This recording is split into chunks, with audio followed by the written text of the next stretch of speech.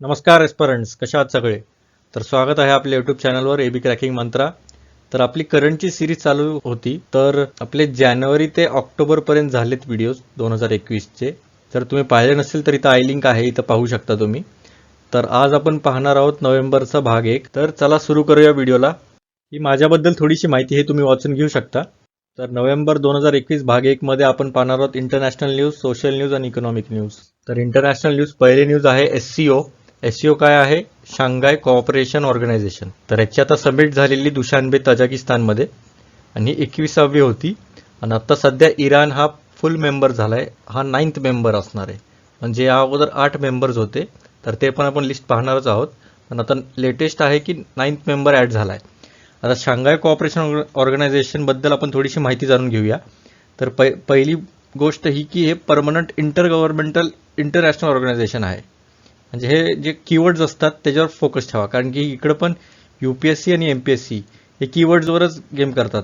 म्हणजे हे परमनंट ठेवतील, मग काहीतरी टेम्पररी पण लिहू शकतात, असे अपोजिट वर्ड लिहून तुम्हाला कन्फ्यूज करू शकतात.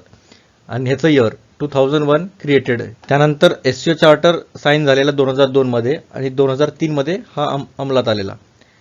आणि एक युरेशियन पॉलिटिकल, इकॉनॉमिक आणि मिलिटरी ऑर्गनायझेशन असणार आहे ही. तर मेजर ह्याचा फोकस हेच असणार आहे की पीस, सिक्युरिटी, स्टॅबिलिटी असावी या रिजनमध्ये. तर हे बनवण्याचं मागे एकच उद्दिष्ट होतं, एक नाटो म्हणून ऑर्गनायझेशन आहे. नाटोमध्ये काय आहे? नाटोचं फुल फॉर्म आहे नॉर्थ अटलांटिक ट्रीटी ऑर्गनायझेशन. म्हणजे काय? जे नॉर्थ अटलांटिक महासागर आहे, तर तिथले जे लागून देश आहेत, जसे की 27 तसे सगळे युरोपियन कंट्रीज ऑलमोस्ट येतात. 27 युरोपियन कंट्रीज आहेत, 2 नॉर्थ अमेरिकन आहेत आणि एक युरेशियन कंट्री आहे. तर असे टोटल मिळून एक 30 कंट्रीज होतात. तर त्याचा समूह आहे. तर त्याला काउंटर करण्यासाठी यांनी एससीओ स्थापना केली. आणि आता 8 मेंबर होते अगोदर, आता सध्या तरी 9 झालेत. आता एससीओ मध्ये परमनंट बॉडीज कुठले कुठले असतात? तर एससीओ सेक्रेटरीएट बीजिंगमध्ये आहे. ॲक्च्युली 2 बॉडीज आहेत परमनंट बॉडीज. पहिली आहे एससीओ सेक्रेटेरिएट, जे बीजिंगमध्ये आहे. म्हणजे याचं हेडक्वार्टर बीजिंगच बोलू शकतो आपण. आपल्याला वाटेल की शांघाय असेल, पण शांघाय नाही आहे, बीजिंग आहे याचं हेडक्वार्टर. आणि रॅट्स म्हणून एक ऑर्गनायझेशन आहे. रॅट्स म्हणजे ते उंदीर वगैरे नाही आहे, ते रॅट्स म्हणजे उंदीर नाही, तर रिजनल अँटी टेररिस्ट स्ट्रक्चर आहे. ताश्केंटमध्ये आहे याचं हेडक्वार्टर. तर रॅट्स एक लक्षात ठेवा. आणि एससीओ सेक्रेटेरिएट चेअरमॅनशिप जी असते ती रोटेशन बेसिसवर चेंज होत राहते दरवर्षी मेंबर स्टेट्समध्ये. तर भारत आहे का आपल्या एससीओ मध्ये? तर 2017 मध्येच भारत आणि पाकिस्तान दोघांना सोबतच घेण्यात एक मेंबर झाले 2017 मध्येच. आता ह्याचं थोडंसं एक बॅकग्राऊंड जाणून घेऊया की हे बनलं कसं नेमकं. तर 2001च्या अगोदर ह्याला शांघाय 5 म्हणून अशी ऑर्गनायझेशन झालेली. शांघाय 5 म्हणजे काय? तर 5 देश होते. कुठले कुठले? कझाकिस्तान, चायना, किर्गिस्तान, रशिया आणि तजाकिस्तान. म्हणजे असं करू शकता, एक शॉर्ट फॉर्म करू शकता KCRKT, म्हणजे असं पण करू शकता KKRCT. कोलकाता नाईट रायडर्सने सिटी मारली, असं काहीतरी करू शकता तुम्ही. हे शॉर्ट फॉर्म झालं KKRCT. म्हणजे काय? कझाकिस्तान, किर्गिस्तान, रशिया, चायना आणि तजाकिस्तान हे शांघाय 5 झालेत. त्यानंतर 2001 मध्ये शांघाय 5 ला रिनेम करण्यात आलं एससीओ. आणि त्यावेळेस उझबेकिस्ताननं पण मेंबरशिप घेतली. म्हणजे हे 5 + 1 6 झाले. आणि त्यानंतर 2 इंडिया आणि पाकिस्तान, म्हणजे 8 झालेले टोटल. आणि आत्ता सध्या 1 + 9 म्हणजे हे इराण. तर टोटल 9 मेंबर झालेत. तर ठीक आहे, नेक्स्ट इश्यूकडे जाऊया. आता आहे क्वाड. क्वाड काय आहे? क्वाड्रिलॅटर. इथं पाहू शकता तुम्ही भारत, ऑस्ट्रेलिया, इथं जपान आहे, ते USA. तर हा रिजन बघू शकते. साऊथ चायना सी आहे, इथं पॅसिफिक महासागर आहे आणि इथनं एक छोटा आहे स्टेट ऑफ मलक्का आहे. तर इथनं आपल्याला ट्रेड वगैरे. आणि इथं जे मेजरली याचं कारण एकच आहे की हे चायनाचं वर्चस्व खूप वाढत चाललंय साऊथ चायना सी आणि इंडियन ओशनमध्ये. तर इथं जरा ते काय म्हणतात, एक दबाव टाकण्यासाठी चायनाला हे क्वाड स्थापना करण्यात आली आहे. आत्ता सध्या एक फर्स्ट इन पर्सन मीटिंग झाली आहे, म्हणजे स्वतःहून भेटलेत क्वाड कंट्रीज जे आहेत ते. याचं बॅकग्राऊंड जाणून घेऊया. तर नोव्हेंबर 2017 मध्ये इंडिया, जपान, US आणि ऑस्ट्रेलियाने लॉंग पेंडिंग प्रपोजल राहिलेलं, तर त्याला सेटअप करण्यात आलेलं क्वाडला. आणखी एक नवीन स्ट्रॅटेजी डेव्हलप करणार आहेत. जे क्रिटिकल सी रूट आहेत, इथं बघू शकता, इथं पूर्ण खूप क्रिटिकल सी रूट आहेत, जिथनं खूप ऑलमोस्ट 80 to 90% ट्रेड होतो इथनं. तर तसे सी रूट कुठल्याही इन्फ्लुएन्सचा, म्हणजे कुणाचाही इन्फ्लुएन्स नसेल असं एकदम निवांतपणे ते फ्रीली ट्रेड करू शकतात. तर त्या ॲक्च्युली इनडायरेक्टली हा टॉन्ट जातो चायनालाच. कारण की चायनाचं वर्चस्व दाखवायला खूप बघतंय, कारण की साऊथ चायना सी इथं बघू शकता. South China sea, Taiwan, Philippines, Brunei, Malaysia, Vietnam, सगळे हे जे जवळजवळचे जे बेटा आहेत तर त्यांना पण हे क्लेम करतं की आमचं एक 9 लाईन म्हणून पण आहे, तर ती आमची आहे असं फुल गृहीत करतंय. म्हणजे असं आहे की ते छोटे पोरं असतात का नाही, की हा माझा पूर्ण एरिया आहे, इथनं पुढे यायचं नाही, तर हे माझं राज्य आहे सगळं, इधर आपणच भगवान आहे, तसं टाईपमध्ये चायना करायला लागले.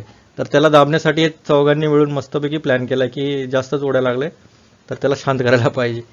आणि 2020 ट्रायलॅटरल एक्सरसाइज झालेली इंडिया US जपानची. ॲक्च्युली ह्याला मलाबार नॅव्हल एक्सरसाइज म्हटलं झालेलं.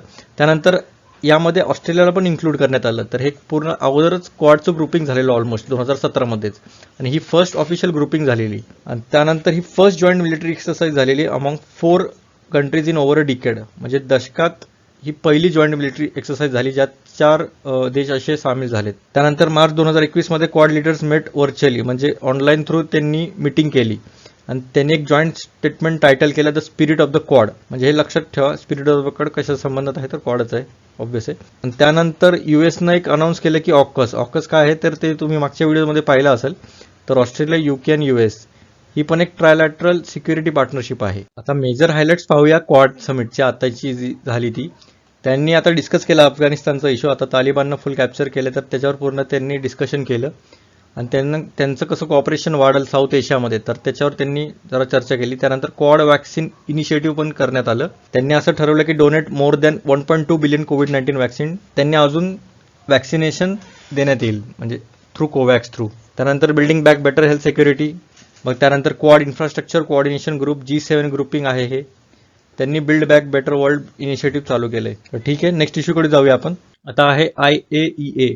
काय आहे? International atomic energy agency. तर आता इंडियाचे जे कॅग आहेत JC मुर्मू, तर त्यांना एक्सटर्नल ऑडिटर ऑफ इंटरनॅशनल, म्हणजे हे एक्सटर्नल ऑडिटर असणार आहेत हे IAEAचे. तर ह्या भारताचे प्रतिनिधी जाणार आहेत ऑलमोस्ट. तर IAEA काय, इथं बघू शकता तुम्ही लोगो, आणि हे atoms for peace and development. हे ॲक्च्युली पहिले ऑर्गनायझेशन केलेलं 57मध्ये वर्ल्ड्स ॲटम्स फॉर पीस असं हे नाव होतं पहिले, आणि आता हे IAEA. आणि हे युनायटेड नेशनच्या अंडरच येतं, UNचा पार्ट आहे बोलू शकतो आपण. आणि मेजरली याचं एकच काम आहे की सेफ, सिक्युअर आणि पीसफुल यूज व्हायला पाहिजे न्यूक्लिअर एनर्जीचा. तर हेच महत्त्वाचं आहे. आपल्याला वाटेल atomic energy, actually atomic energy पण आहेच, पण न्यूक्लिअर एनर्जीवर जास्त फोकस करतं कारण की पीसफुल यूज व्हायला पाहिजे. जर पीसफुल यूज नसेल तर डायरेक्ट वॉरच होईल, स्वाभाविक आहे. आणि ह्याचं सेक्रेटेरिएट कुठं आहे तर व्हिएन्नामध्ये आहे. आणि हे एक इंडिपेंडंट इंटरनॅशनल ऑर्गनायझेशन आहे जे युनायटेड नेशनच्या संबंधात असणार आहे, ऑब्व्हियसली सांगितलं मी. तर ठीक आहे. आता दुसरी ऑर्गनायझेशन आहे IEA काय आहे? International energy agency. तर हे वेगळं आहे आणि IAEA वेगळं आहे. हे थोडंसं भान ठेवा, कारण की कुठलं स्टेटमेंट येईल काय बोलू नाही शकणार आपण. तर थोडंसं एक बारकाईने लक्ष ठेवा की 4 लेटर्स आहेत का 3 लेटर्स आहेत. तर हे आपण जसं की इंडिया जे आहे ते world 3rd largest energy consumer आहे. म्हणजे सगळ्यात जास्त एनर्जी आपण यूज करतो, कन्झ्युम करतो खूप. पूर्ण जगात 3ऱ्या क्रमांकावर आहे आपण. तर त्या संदर्भातच ही न्यूज आहे. तर IEAने काय केलंय तर त्यांनी आपल्याला इन्व्हिटेशन भेटलंय की तुम्ही एक फुल टाईम मेंबर व्हा म्हणून. म्हणजे ह्याचा अर्थ असा होतो की आपण आत्तापर्यंत IEAचे मेंबर नव्हतो, म्हणजे पार्ट टाईम मेंबर असू शकतो आपण, पण फुल टाईम मेंबर तर नाहीये. म्हणून हे यांनी आता इन्व्हाइट केलंय आपल्याला की आपण एक फुल टाईम मेंबर व्हावा. तर ही ऑर्गनायझेशनबद्दल आपण थोडीशी माहिती जाणून घेऊया. तर ही एक ऑटोनॉमस आहे. आता इथं बघा, परमनंट, ऑटोनॉमस, टेम्पररी असे शब्द येऊ शकतात. तर ही ऑटोनॉमस आहे. ऑटोनॉमस माहिती असेल काय, ऑटोनॉमस कॉलेज असतात जसं की ते स्वतःचा सिलेबस असतो आणि स्वतःच रिझल्ट डिक्लेअर करू शकतो, तसं आहे. म्हणजे पूर्ण ऑटोनॉमी असते त्यांच्याकडे. तर ही ऑटोनॉमस इंटर गव्हर्नमेंटल ऑर्गनायझेशन आहे. 74मध्ये फ्रान्स, पॅरिसमध्ये एस्टॅब्लिश करण्यात आलेली. आणि मेन फोकस काय असणार आहे तर एनर्जी पॉलिसी, ज्यात economic development, energy security, environmental protection वगैरे वगैरे. 3 E's ऑफ IEA हे 3 E आहेत. इकॉनॉमिक डेव्हलपमेंट, एनर्जी सिक्युरिटी आणि एन्व्हायरमेंट. हे 3 E लक्षात ठेवा. हे IEAच्या संदर्भात आहे. आणि IEAने क्लीन कोल सेंटर पण डेडिकेट केलंय. त्यांचं असं म्हणणं आहे की कोल पण एक क्लीनर फ्युएलचा सोर्स पण बनू शकतो एनर्जीचा. त्याबद्दल पण त्यांनी एक इन्फॉर्मेशन काढली. तर त्याला क्लीन कोल सेंटर पण म्हटलं जातं. ॲक्च्युली याची नीड काय झालेली ही IAEAची तर 73-74मध्ये ऑइल क्रायसिस झालेली. तर जे मेंबर्स होते तर त्यांच्याकडे खूप अशी तंगी चाललेली, ऑलमोस्ट खूप डिस्टर्ब झालेला ऑइल सप्लाय. तर त्यासाठी ह्यांनी एनर्जी, तर ऑइल साठा जास्तीत जास्त ह्यांनी ही ऑर्गनायझेशन करण्यात आलेली. तर मॅन्डेट वगैरे तर ठीक आहे, मिशन तर तेच आहे की रिलायबल, अफोर्डेबल, क्लीन एनर्जी असायला पाहिजे. फोकस एरिया काय असणार आहे या ऑर्गनायझेशन तर एनर्जी सिक्युरिटी तेच असणार आहे. Economic development, environmental awareness, engagement for world wide. आता हे खूप महत्त्वाचं ठरतं. Major reports. आता कुठले कुठले रिपोर्ट्स IEA काढतं, तर world energy outlook, world energy investment report, world energy statistics, world energy balance आणि इंडिया एनर्जी आउटलुक रिपोर्ट. हे महत्त्वाचं आहे. आता IEA चे मेंबरशिप कशी असते, तर IEA जे आहे ते 30 मेंबर कंट्रीज आहेत यामध्ये. तर 8 असोसिएशन कंट्रीज असतात. 4 countries are seeking accession to full membership. जसं की म्हणजे 4 कंट्रीज जे आहेत ते अजून त्यांना फुल मेंबरशिप भेटायची. जसं की कुठले कुठले चिली, कोलंबिया, इस्रायल आणि लिथुआना. आणि मेजरली याचा एक क्रायटेरिया आहे की IEA व्हायचं असेल, म्हणजे तुम्हाला एक मेंबर व्हायचा असेल तर OECDचा मेंबर असायला पाहिजे. कंपल्सरी आहे, मस्ट आहे हा. तर इथं एक स्टेटमेंट होऊ शकतो. आणि IEAचं लोगन हे तुम्ही पाहू शकता, international energy secure sustainable together, IEA. तर ठीक आहे, नेक्स्ट इश्यूकडे जाऊया. तर आता हे नाम नॉन अलाइनमेंट मुवमेंट, याला 60 वर्ष पूर्ण झालेत. म्हणजे हे 1961 मध्ये फॉर्म झालेली. आणि ह्याचे मेन हेड्स होते तेव्हा युगोस्लाविया, इंडिया, इजिप्त, घाना, इंडोनेशिया. तर याची छोटीशी स्टोरी आहे.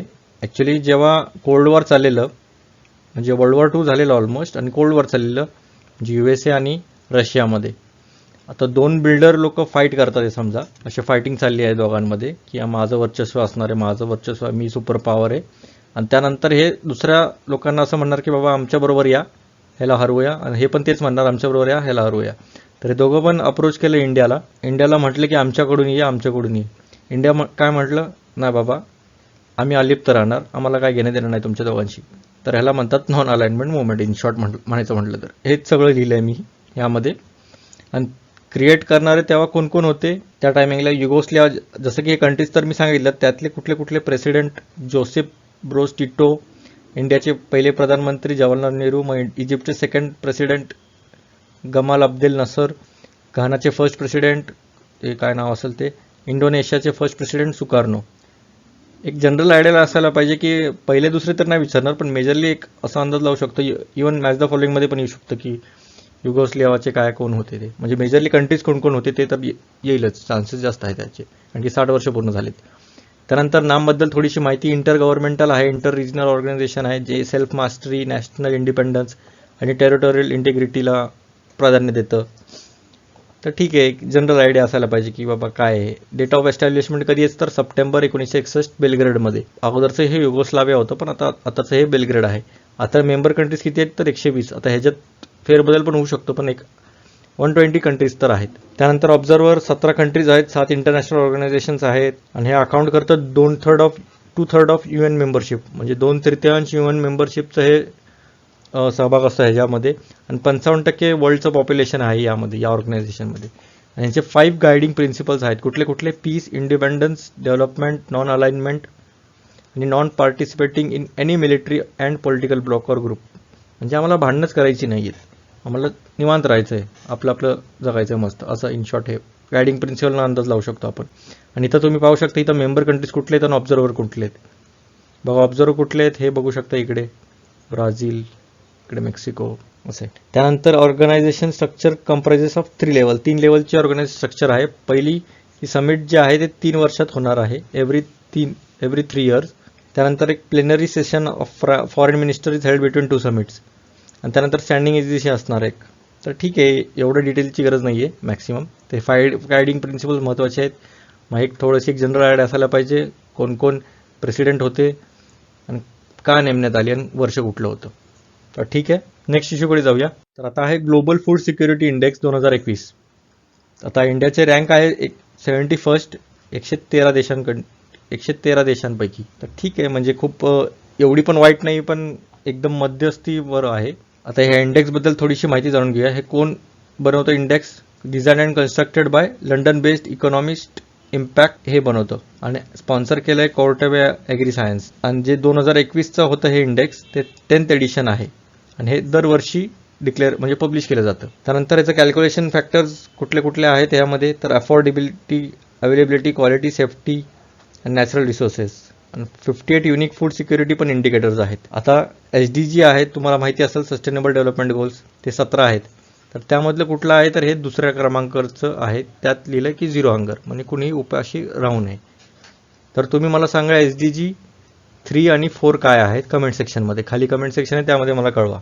आता जे कंपॅरिझन जर केलं आपलं इंडेक्सचं हे जे रँक आहे आणि बाकीच्या नेबरिंग कंट्रीजमध्ये, तर एक ठीकठाक बोलू शकतो जर कम्पेअर केलं आपल्या शेजारच्या देशांबद्दल. जसं की पाकिस्तानचं 75वा पोझिशन आहे, श्रीलंका 77 आहे, नेपाळ 79 आहे, मग बांगलादेश 84 आहे आणि चायनाचं तर 34 आहे. त्यापेक्षा तर ऑलमोस्ट डबल न मागं आहे आपण, डबलपेक्षाही जास्त आहे. डबलचं तरी 68 होतं आहे, आपलं तरी 71 आहे. तर एवढं आहे. आपण आता फूड सिक्युरिटीसाठी आपण काय काय केलं आहे, तर इट राईट मुवमेंट चालू केली आहे, पोषण अभियान, त्याबद्दल आपण पुढे बघणारच आहोत.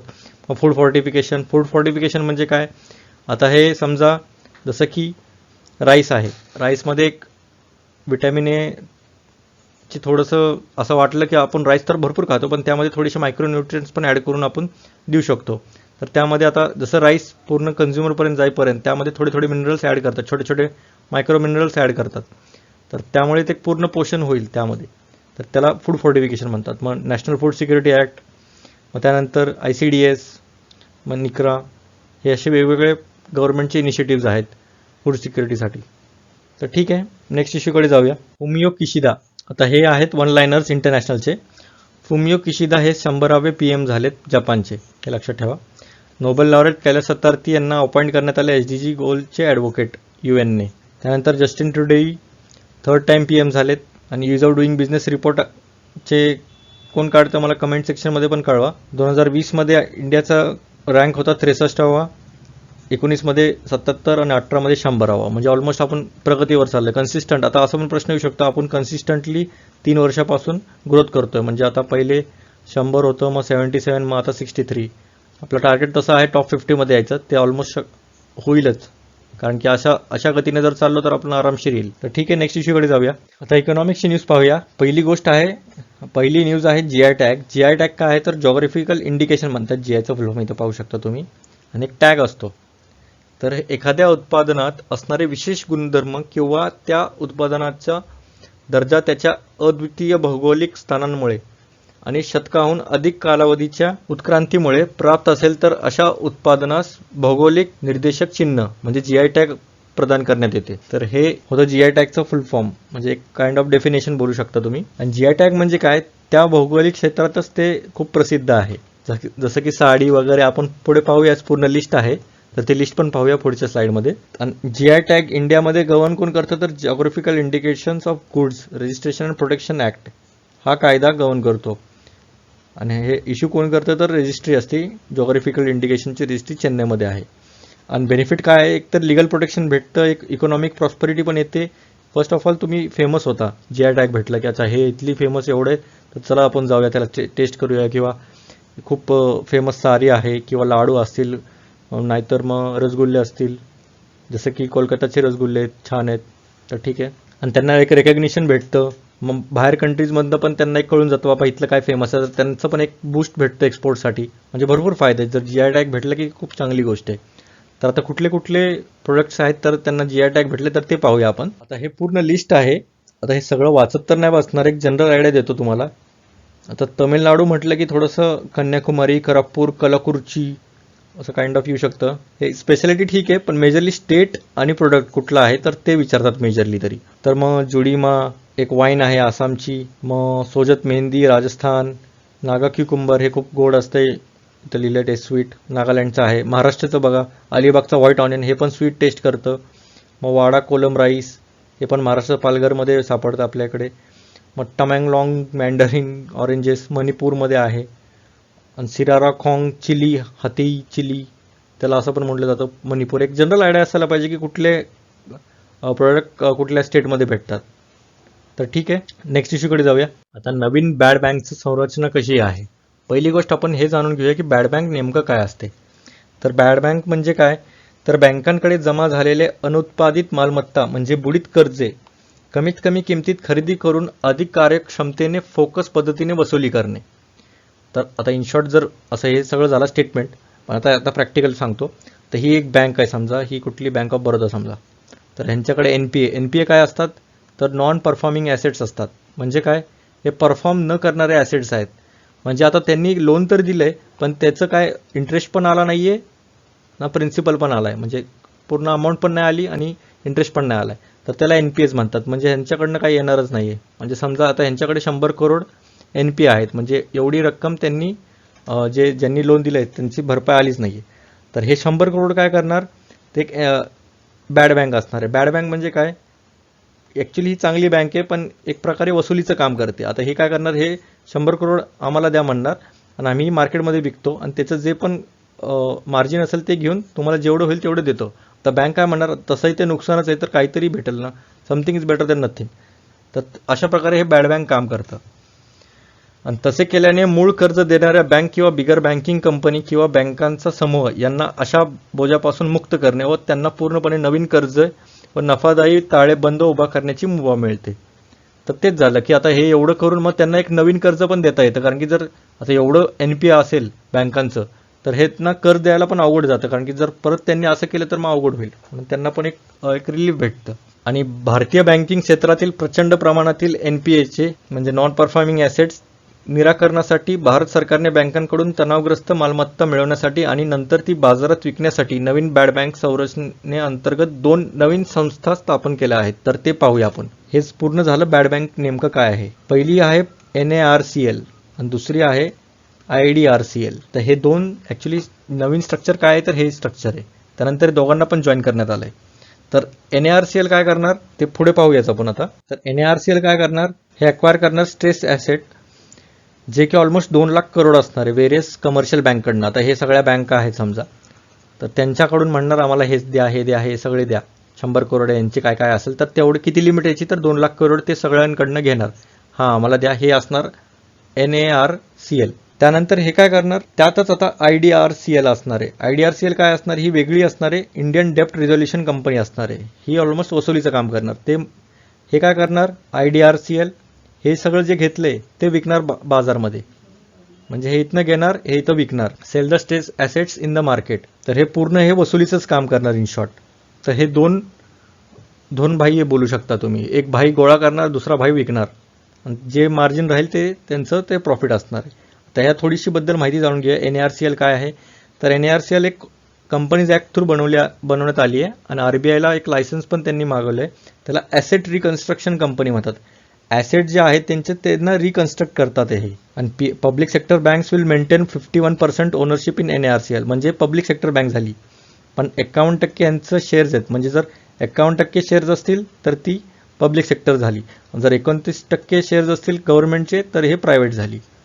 आणि जसं की IDRCL ही एक इंडियन डेप्ट रेझोल्युशन कंपनी आहे आणि ह्याचे मॅक्सिमम स्टेक किती आहेत पब्लिक फायनान्स इन्स्टिट्यूशन, तर मॅक्सिमम 49% शेअर्स असणार आहे IDRCL मध्ये आणि रिमेनिंग 51% जे असेल ते प्रायव्हेट सेक्टरकडे असणार आहे. आता NARCL सगळ्यांकडनं लोन घेणार, ते 15% ॲग्रीड प्राईसवरती ते कॅश देणार आणि राहिलेले जे 85% आहेत ते सिक्युरिटी रिसिप्टमध्ये देणार. जेव्हा ॲसेट्स विकले जातील IDRCLच्या मदतीनं तर कमर्शियल बँकांना ते परत देण्यात येतील, जेवढी रक्कम राहिली ती सगळी. आणि जर समजा बॅड बँकला जर ते विकता नाही आलं किंवा लॉस झाला तर गव्हर्नमेंट गॅरंटी देते इथं की आम्ही देऊ, तुम्ही टेन्शन नका घेऊ, असं आहे ते. आणि जेवढं difference between what commercial bank was suppose to get and what the bad bank was able to raise will be paid from rupees. आता समजा या दोघांमध्ये गॅप झाला की ह्यांनी जेवढं दिलं आणि हे विकलं नाही समजा किंवा घाट्यात झालं, तर मग इथं 100 करोड आलेत तर यांनी फक्त 70 करोडच म्हणजे करण्यात आलं आणि 30 करोड घाटा आहे. तर ते जे 30 करोड असतील ते गव्हर्नमेंट देईल. आणि आता जे फंड केले 30,600 करोड दिलेत गव्हर्नमेंटनं, तर ते हे सगळे जे रक्कम आहे ती भरून काढतील. आय होप तुम्हाला समजलं असेल. तर ठीक आहे, जर समजलं नसेल तर परत व्हिडिओ बघा, तुम्हाला समजून जाईल. पहिल्या रिडिंगमध्ये नाही कळणार. तर ठीक आहे, नेक्स्ट इश्यूकडे जाऊया आपण. आता आहे global multi dimensional poverty index. तर हे कोण काढतं, पहिली गोष्ट UNDP OPHI हे दोघं संस्था काढतात 2010 मध्ये पासून. ॲक्च्युली पॉवर्टी इंडेक्स होता, त्यानंतर आता 2010 मध्ये मल्टी डायमेन्शनल पॉवर्टी काढलं. मल्टी डायमेन्शनल म्हणजे काय, वेगवेगळे डायमेन्शन जास्त ॲड करण्यात आले. आणि कुठले 10 इंडिकेटर्स आहेत तर इथं बघू शकता. Nutrition, child mortality, years of schooling, school attendance, मग इथं cooking, fuel, sanitation, drinking water, electricity, housing, assets. आणि यांचं वेटेज पण पहा 1/3 आहे. म्हणजे तिघांचं 1/3 आहे. ह्याच्यामध्ये 1/6, 1/6, 1/6 हे सगळे 4 तर 1/6 आणि बाकीचे सगळे 1/3 असणार आहे. 1/18 असणार आहे, कारण की हे 6 आहेत. त्याचं अजून डिवाइड करतील, 6 ने मल्टिप्लाय केलं तर 1/18 होईल. ठीक आहे.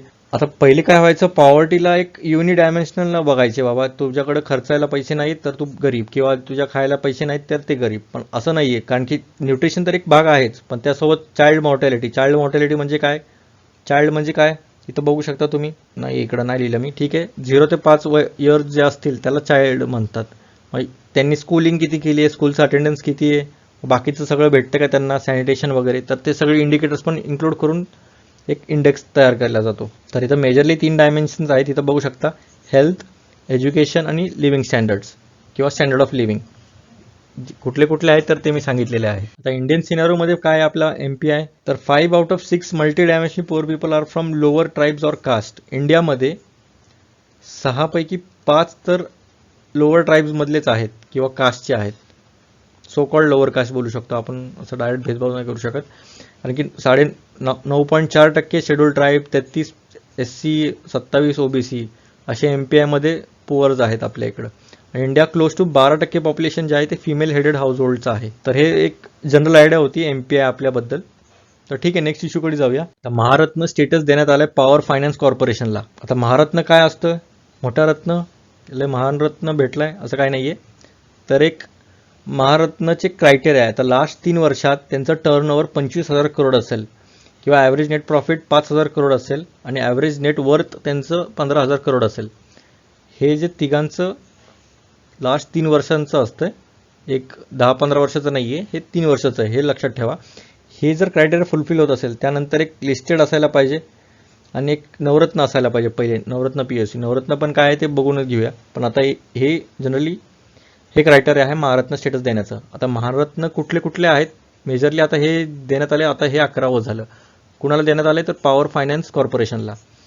आता भेल, गेल, मग इथं सेल, कोल, भारत BPCL, मग गेल, Hindustan HPCL, IOCL, NTPC, ONGC आणि हे PFC. तर हे मेजरली महारत्नाची लिस्ट आहे, 11 आहेत. ह्याच्यावर पण चान्सेस आहेत, विचारू शकतात जे मेजर फेमस आहेत ते असं पण येऊ शकतात की बाबा कोल इंडिया लिमिटेड हे एक मिनी रत्न आहे, तर हे बरोबर आहे का, असं डायरेक्ट एक स्टेटमेंट फंडमध्ये पण देऊ शकतात. तर ठीक आहे, आता आपण पाहूया नवरत्न आणि मिनी रत्न काय, त्यांचं क्रायटेरिया काय आहे. आता नवरत्नाचं स्टेटस कधी देण्यात येतं आणि त्यानंतर मिनी रत्न. नवरत्नमध्ये त्यामध्ये काय तर एक मिनी रत्न कॅटेगरी 1 मध्ये आणि शेड्यूल A मध्ये एक्सेलंट किंवा व्हेरी गुड रेटिंग देण्यात आलं आहे, तर त्यांना एक नवरत्नाचा स्टेटस देण्यात येतो. आणि त्यांचं net profit to net worth, man power to total cost, profit depreciation, intersectoral, म्हणजे 6 सिलेक्टेड परफॉर्मन्स पॅरामीटर्स आहेत. तर हे तुम्ही एक जनरल ग्लान्स करून घेऊ शकता. आणि मिनीरत्न काय, तर मेजरली एक प्रॉफिट केलं त्यांनी लास्ट 3 वर्षात कंटिन्युअसली, आणि पॉझिटिव्ह नेटवर्थ असेल तर ते एलिजिबल राहतात मिनीरत्न स्टेटसला. म्हणजे जास्त काय क्रायटेरिया नाहीच आहे ह्याला. तर ठीक आहे, नेक्स्ट इश्यूकडे जाऊया. आता आहेत वन लायनर्स इकॉनॉमिक्सचे. FDI 100% अलाव केलं ऑटोमॅटिक रूट थ्रू टेलिकॉम सेक्टरला.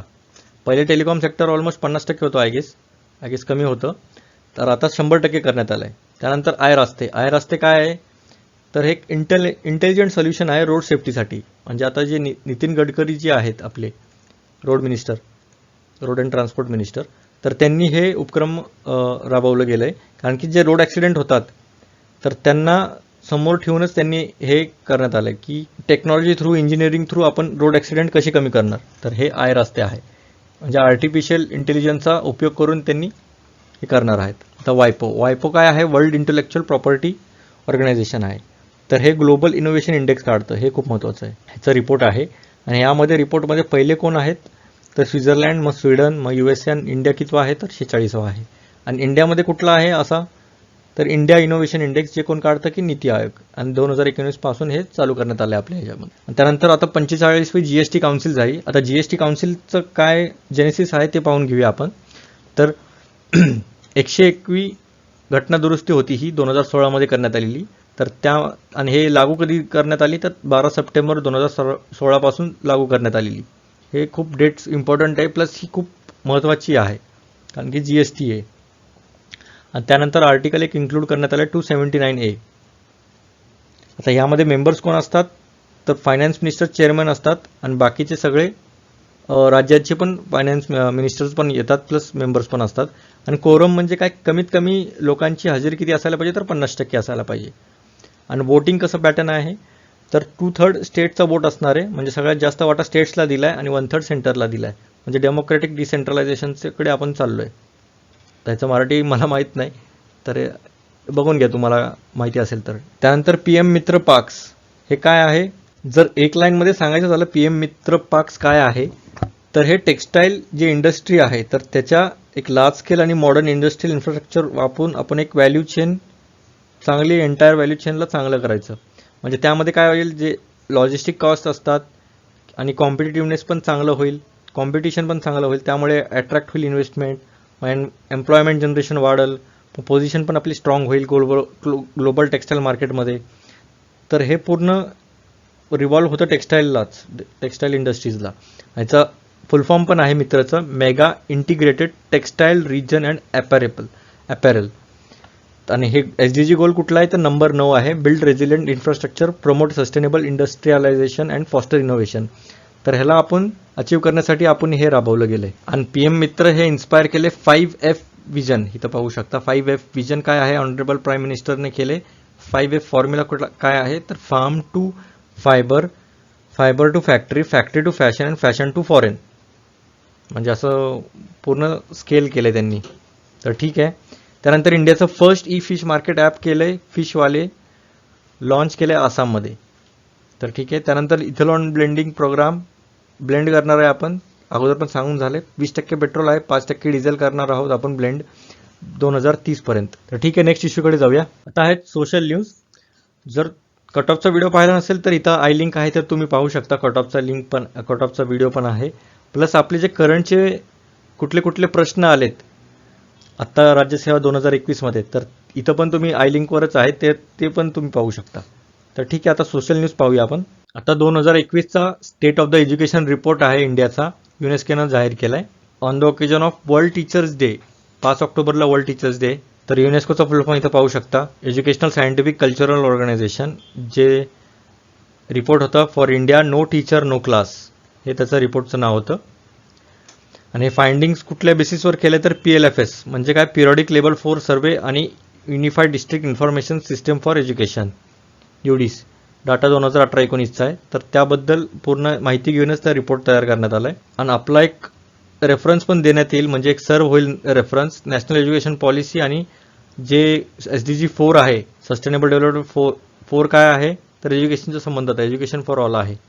त्यामध्ये टार्गेट 4C आहे, ते टीचर्सबद्दल आहे. तर ते आपण पुढे बघूयाच काय आहे ते. तर आता फाइंडिंग्स काय त्या रिपोर्टचे, तर पहिला लॅक ऑफ टीचर, दुसरा स्टेटस जे आहे वुमेन स्टेटसचा परफॉर्मन्स कसं चाललाय, त्रिपुरानं लिस्ट नंबर आहेत वुमेन टीचर्स, मग आसाम, झारखंड वगैरे वगैरे. त्यानंतर increase in number of teachers in private sector, म्हणजे प्रायव्हेट सेक्टरमध्ये खूप जास्त ग्रोथ झाली आहे. 21% होते 2013-14 मध्ये, तर 35% झाली आहे 2018-19 मध्ये. आणि जसं की RTE मध्ये स्टिप्युलेट करण्यात आलं की जे पीपल टीचर रेशो आहे, म्हणजे जे विद्यार्थी आणि टीचरचा रेशो किती असायला पाहिजे तर 30:1 असायला पाहिजे. क्लास कुठली 1 ते 5वी आणि 35:1 असायला पाहिजे हायर ग्रेड्समध्ये. त्यानंतर आपल्याकडे डिजिटल इन्फ्रास्ट्रक्चर पण नाही आहे जास्त. मग increase in gross enrolment ratio, म्हणजे जास्तीत जास्त एनरोल झालेले विद्यार्थी किती आहेत तर त्याचा पण आकडा वाढत चालला आहे. जसं की 81% नाही, 81.6 होतं पहिले 2001 मध्ये, तर ते आता 93% झालं, ऑलमोस्ट 93 पॉईंट झाले रेशिओ. त्यानंतर आता 102 झाले डायरेक्ट. ओव्हरऑल रिटेन्शन किती आहे तर 74% आहे. तर एक जनरल आयडिया असायला पाहिजे.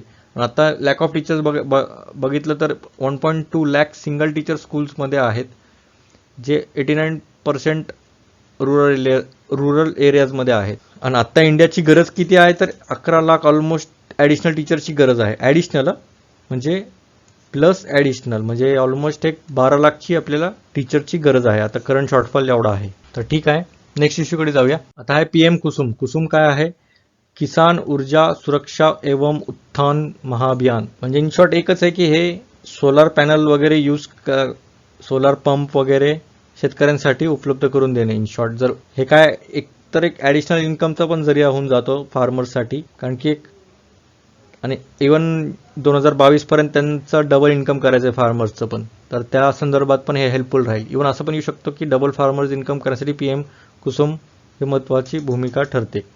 तर ठीक आहे, जसं की ॲडिशनल इन्कम होईल, त्यांनी sell additional power to the grid. आता यांनी हे बसवलं, समजा एक्स्ट्रा पॉवर झाली तर हे विकू पण शकतात इलेक्ट्रिक ग्रिडला, म्हणजे त्यातनं पण त्यांना एक उत्पन्न होऊन जाईल. Solar power project setup on दर बॅरन लँड्स, म्हणजे जे जमीन सुपीक नाही आहे तर त्यावर ते पॅनल्स वगैरे लावून ते तसं करू शकतात. आता कुठले कुठले कंपोनंट्स येतात PM कुसुममध्ये, तर 3 कंपोनंट आहेत. आणि एम काय आहे तर सोलर कॅपॅसिटी 30.8 गिगावॅट बाय 2022. हे खूप महत्त्वाचं आहे, 30.8 गिगावॅट. आता A, B आणि C कंपोनेंट आहेत. एमध्ये काय आहे 10,000 megawatt decentralised ground mounted grid connected renewable power plant. तेवढं पॉवर प्लांट बसवायचं आहे आपल्याला, एवढ्या मेगावॅटचं. त्यानंतर installation of 2 million stand alone solar powered pump आहेत. 2 मिलियन म्हणजे काय 2 × 10⁶ आहे, म्हणजे 20 लाख पंप आपल्याला बसवायचे आहेत.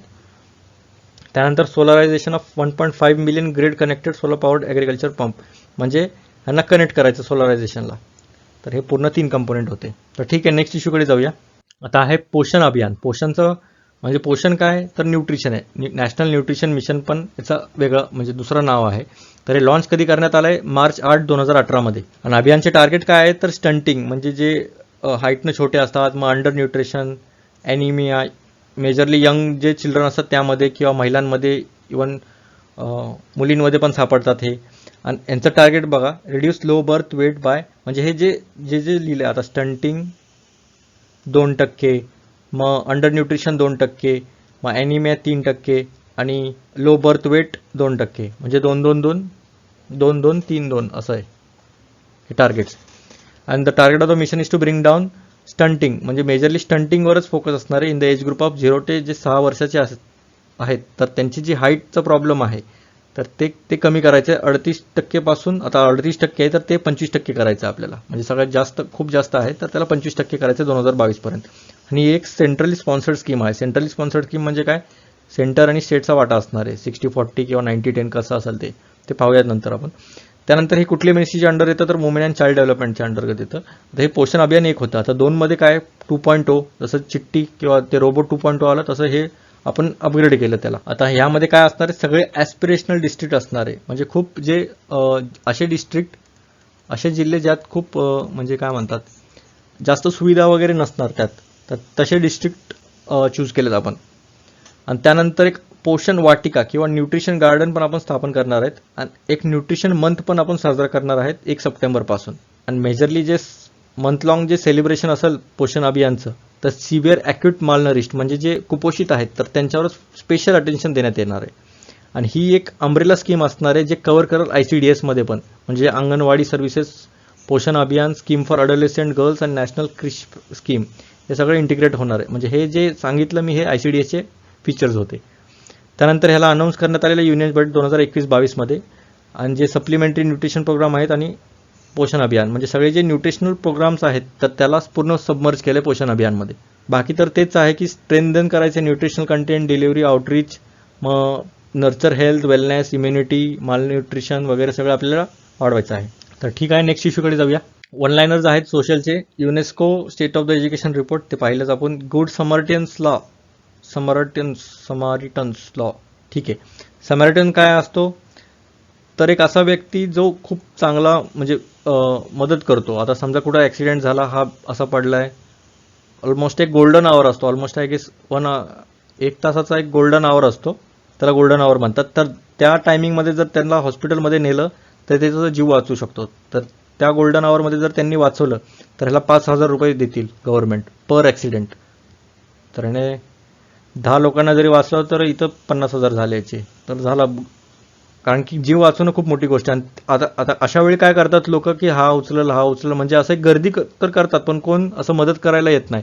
तर त्यासाठी हे गुड समरिटन्स लॉ करण्यात आलं आहे. त्यानंतर आहे सॅक्रेड पोर्टल. सॅक्रेड पोर्टल काय आहे तर सॅक्रेडचा फुल फॉर्म आहे senior able citizen for reemployment in dignity. Ministry of social justice आणि एम्प्लॉयमेंटच्या अंतर्गत हे करण्यात आलं. सॅक्रेड म्हणजे काय आपल्याला वाटेल काहीतरी वेगळं असेल, पण हे सिनियर सिटीजनसाठी आहे. त्यानंतर डिजी सक्षम, हे युनियन लेबर मिनिस्ट्री आणि मायक्रोसॉफ्ट इंडिया यांनी जॉईंटली लॉन्च केले डिजिटल स्किल प्लॅटफॉर्म असणार आहे हा. तर मेजरली हेच की यूथला एम्प्लॉयबल करण्यासाठी जॉईंट इनिशिएटिव्ह असणार आहे. जे ऑनगोईंग प्रोग्राम्स आहेत, म्हणजे जे पण यूथसाठी जे रोजगारचे जे पण प्रोग्राम्स राबवले तर त्यांना एक सपोर्ट देण्यासाठी, आणि मेजरली रूरल आणि सेमी अर्बन एरियाजमध्ये. त्यानंतर बिजोया सांस्कृतिक महोत्सव, हे काय आहे तर इंडियाचं जे विजय झालेलं पाकिस्तानवरती 1971 मध्ये इंडो पाक वॉर, म्हणजे तेव्हा इंडिया पाकिस्तानच वॉर झालेलं, त्यानंतर त्याचं रूपांतर बांगलादेशमध्ये झालं. तर इन शॉर्ट त्याला 50 वर्ष झालेत 71 पासून. 50 करा 2021 होतंय. तर 16 डिसेंबर 2021 हे 50 वर्ष मार्क होतील लिबरेशन ऑफ बांगलादेश आणि India's victory over Pakistan in the. ठीक आहे, तर ते लँडमार्क इव्हेंटसाठी हे आपण सांस्कृतिक कार्यक्रम केले. आणि India's history and Swarnim Vijay Varsh celebration are being organise throughout the country. तर ठीक आहे, नेक्स्ट इश्यूकडे जाऊया. तर आपले सगळे इश्यूज तर संपलेत. केबीसी राऊंड आहे, IUCN बद्दल आणि मॅच द पेअर आहे. तर इथं मला कमेंट सेक्शनमध्ये कळवा याचं उत्तर काय असेल. थँक्यू. सबस्क्राईब करा इकडं, त्यानंतर एक बेल आयकन येईल त्याच्यावर क्लिक करा, म्हणजे माझे जे पण व्हिडिओ येतील तुम्हाला ते कळत राहतील. इथं लाईकचं बटन आहे, शेअर आहे, डिसलाईक नका करू. जर नाही आवडलं तर डिसलाईक करा, काय प्रॉब्लेम नाही. त्यानंतर माझी टेलिग्रामची पण लिंक आहे, चॅनल आहे टेलिग्रामचा पण चॅनल, त्यामध्ये मी सगळे PDF टाकलेत. थँक्यू.